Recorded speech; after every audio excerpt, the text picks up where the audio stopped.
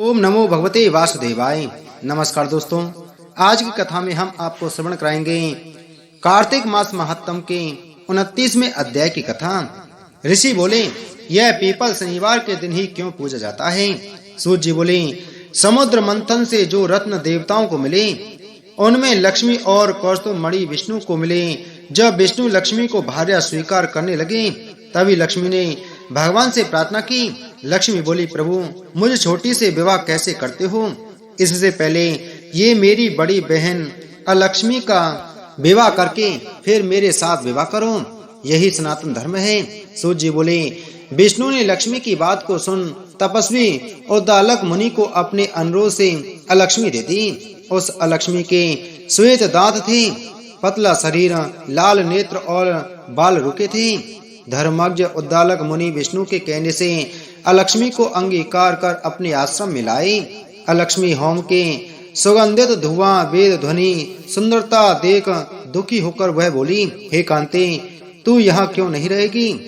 तेरे योग्य कौन सा स्थान है? अलक्ष्मी बोली, जहाँ वेद ध्वनि और अतिथि सत्कार होता है और यज्ञ दान आदि होता है वहाँ मैं नहीं रह सकती हूँ। जहाँ स्त्री पुरुष प्रेम से रहते हैं, पितर और देवताओं का पूजन होता हो वहाँ मैं नहीं रहती हूँ। जहाँ उद्यमी नीति में चतुर धर्मात्मा मधुर बोलने वाला गुरु की पूजा करने वाला रहता हो वहाँ भी मेरा निवास नहीं है। जहाँ दिन रात स्त्री पुरुषों में कलह होता हो, अतिथियों का जहाँ सत्कार नहीं होता हो वह स्थान मुझे प्यारा है।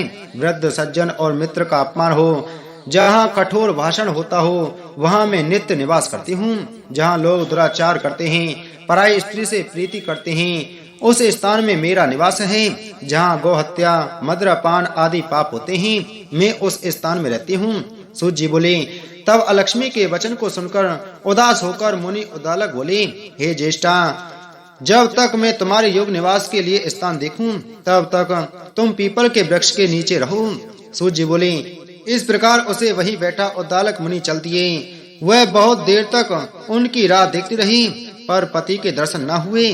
फिर पति के त्याग से दुखी होकर विलाप करने लगी। उसके रोने की ध्वनि से लक्ष्मी ने व्याकुल होकर विष्णु से प्रार्थना की, हे स्वामी, मेरी बड़ी बहन पति के त्याग से दुखी है, उसको जाकर समझाओ। सूर्य जी बोले, तब भगवान लक्ष्मी सहित वहां गए। उस अलक्ष्मी को धीरज बनाते हुए कहा, हे अलक्ष्मी, पीपल के नीचे आश्रय लेकर तू यहाँ सदा रहे। स्त्रियां तुझको भी अनेक प्रकार की भेंट देकर तुम्हारा पूजन करेंगी। यह कृष्ण और सत्यभामा तथा नारद और पृथु का संवाद मैंने वर्णन किया है। इस वचन को सुन ऋषि हंसने लगे और वे आपस में कुछ नहीं बोले। सब प्रसन्नचित होकर भद्रका वन के दर्शन के लिए चले गए।